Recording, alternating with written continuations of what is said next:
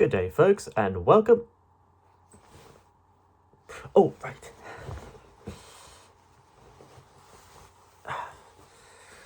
Nearly forgot about these. Good day, folks, and welcome to the Anorak Review Show with your host, the Anorak. Finally, the time has come to end our look at the 80s Genesis albums. Ironically, by looking at the first Genesis album of the 80s.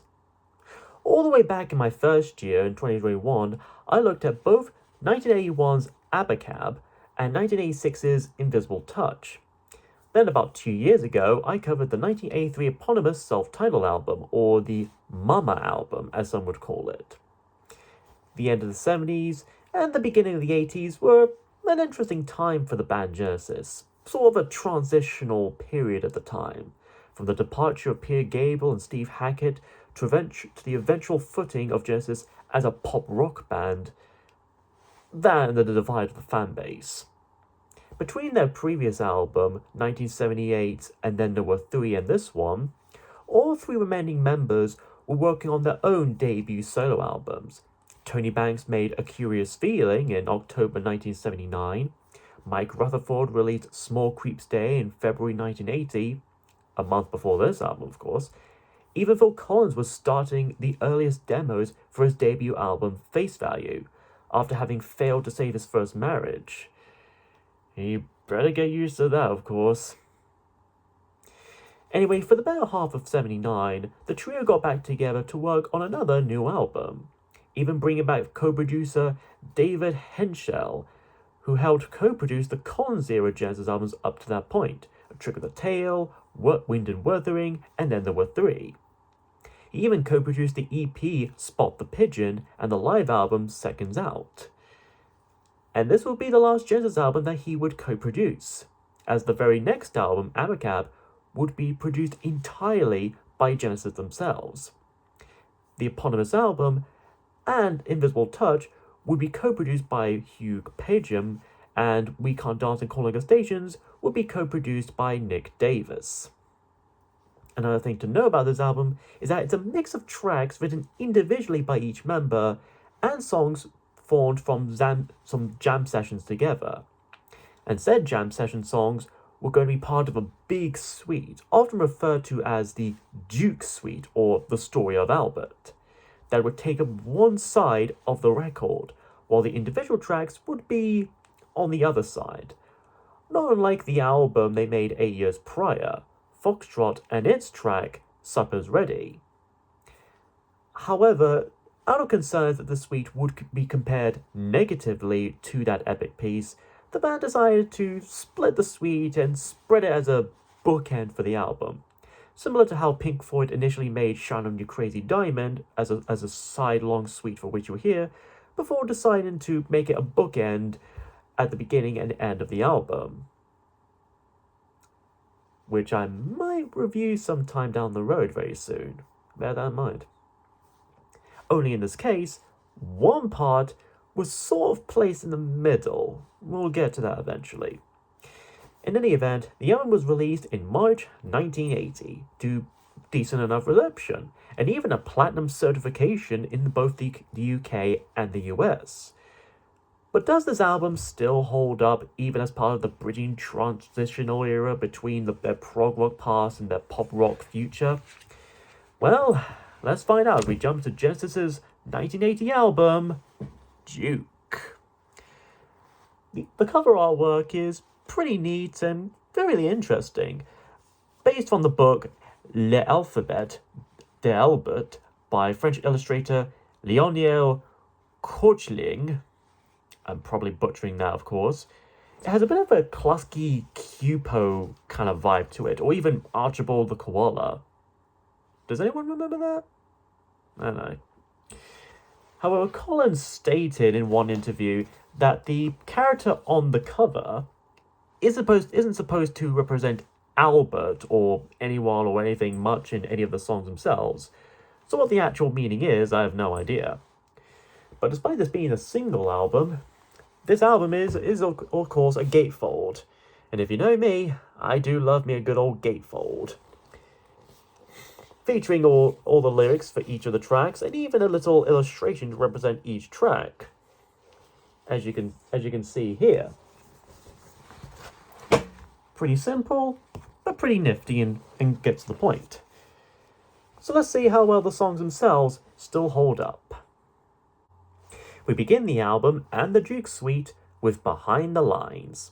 Immediately, the first track proves that Genesis would still maintain their prog rock roots, even in the turning of the decade and their transition into pop rock, with this grandiose and long intro and instrumental.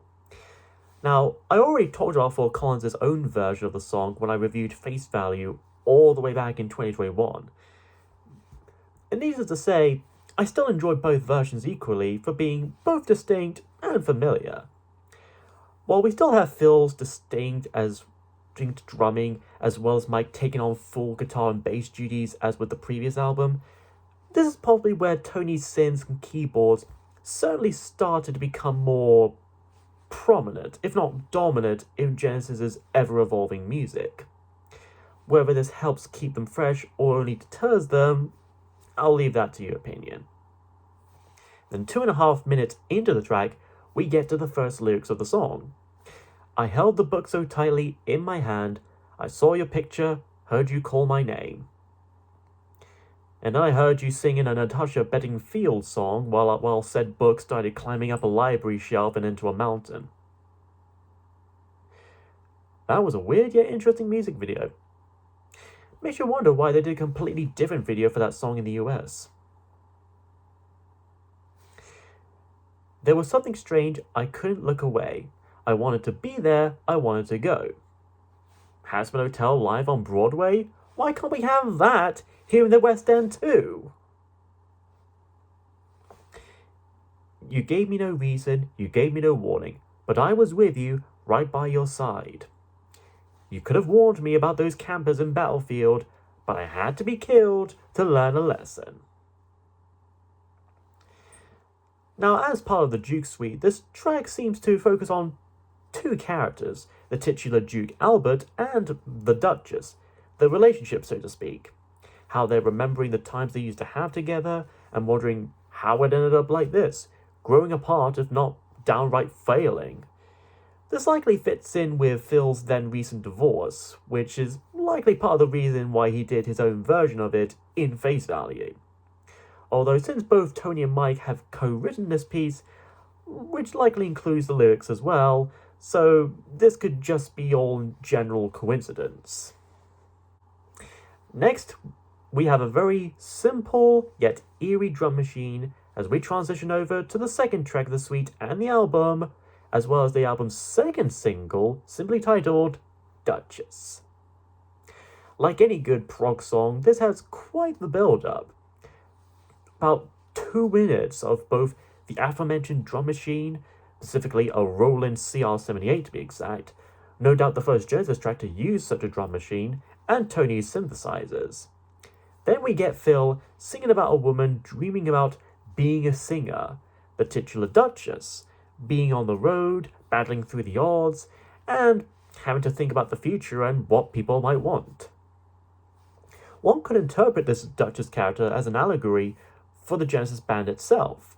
A group of individual musicians sharing a dream and an ambition, caring about their music rather than fame and fortune and whatnot. Struggling on the road, gaining a massive crowd and a following, and wondering whether people still want the same thing over and over. And each time, we get the chorus that also variates in his lyrics, but the general formula still remains the same. Every time she performed, either everybody or nobody cried for more, and all she had to do was step into the light, and everyone would start to roar. She didn't really expect her audience to be actual tigers and lions, but she wasn't too surprised when that was the case.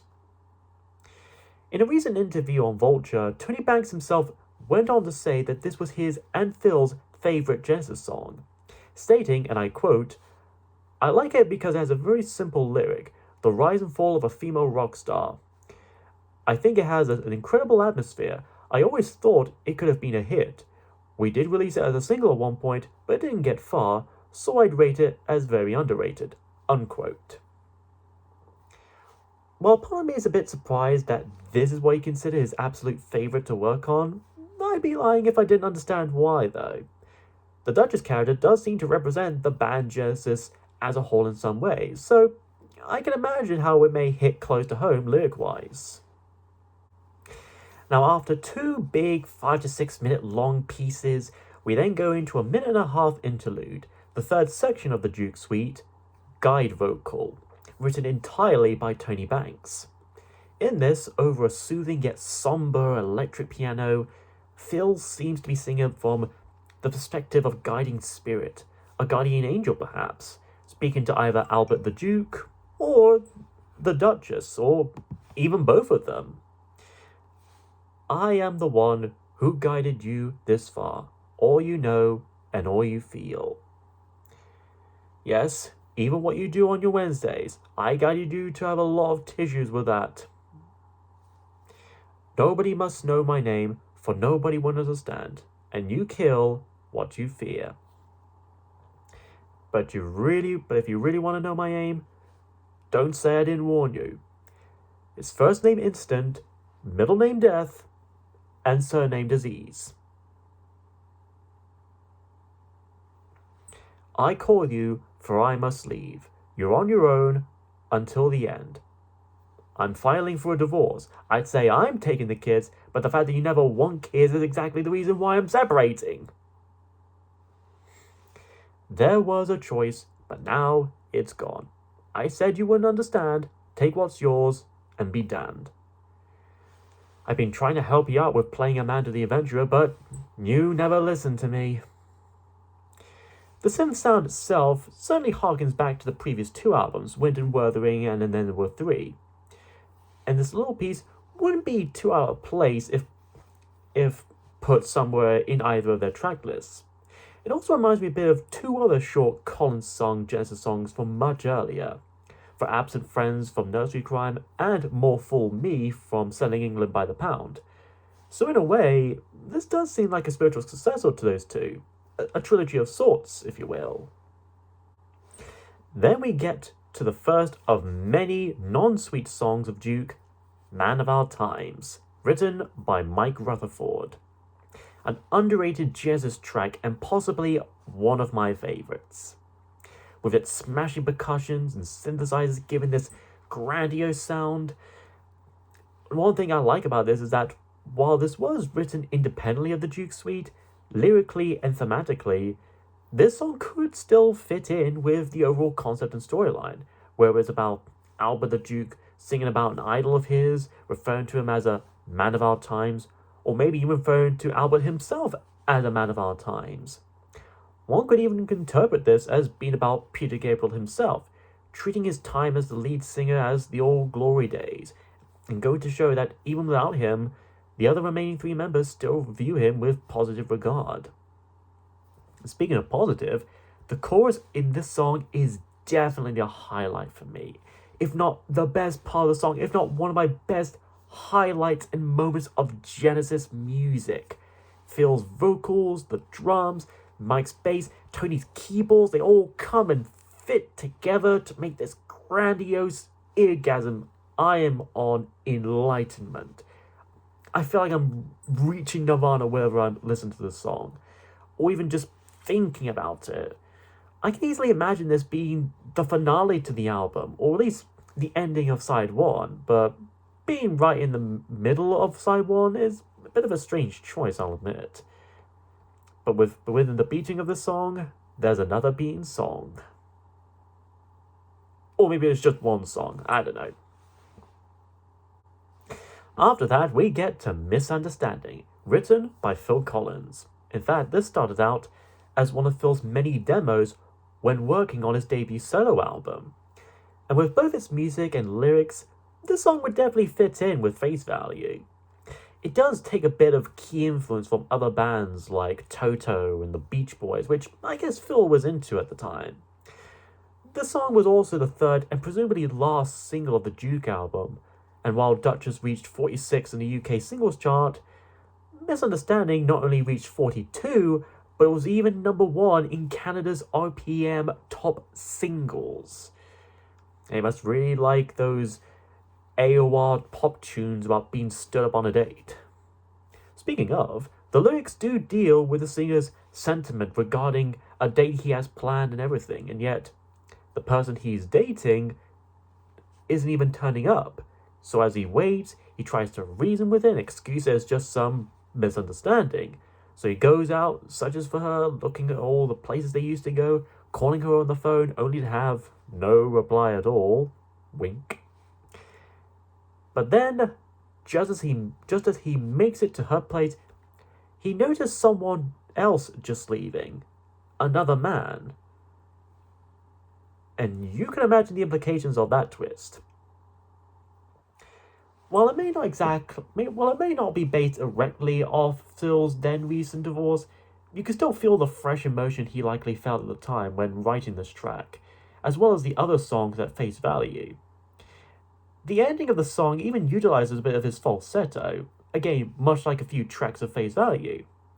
And at 3 minutes and 11 seconds, Misunderstanding is also the shortest of the non-sweet tracks of Duke. There may have been some misunderstanding, but this song is no kind of mistake. Side 1 ends with Heat Haze, written by Tony Banks. A more somber piece that starts with a synth piano reminiscent of Undertow from And Then There Were Three. And Phil sing about a sun-baked sun being cooled by a gentle breeze. Or maybe that's just me trying to blow my hot food before I eat it. Trees with rustling leaves, only endless days without a care. They finally stopped caring about identity politics.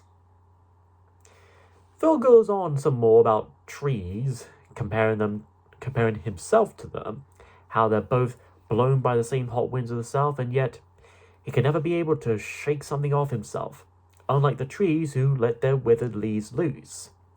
He feels like an alien, a stranger in an alien place. One could interpret the song as a continuation of the title song from A Trick of the Tail, the beast with horns having returned to his city of gold, and yet it no longer feels like home to him anymore like it used to. Or about Albert the Duke feeling a sense of loneliness and isolation, lost in a seemingly endless haze, literally and metaphorically. The song also advises us to beware the fisherman who's casting out his line into a dried up riverbed. Even worse if it's a bear in a sailor suit and hat, as well as with the voice of Dallas McKinnon. But don't try to tell him because he won't believe you. No matter how much you disprove him, he'll always believe the earth is flat. Throw some bread to the ducks instead. It's easier that way. Just make sure it's not seeded though, they're allergic to that. Heat Haze certainly feels like an alien. A strange song in an alien album. And I mean that in a good way.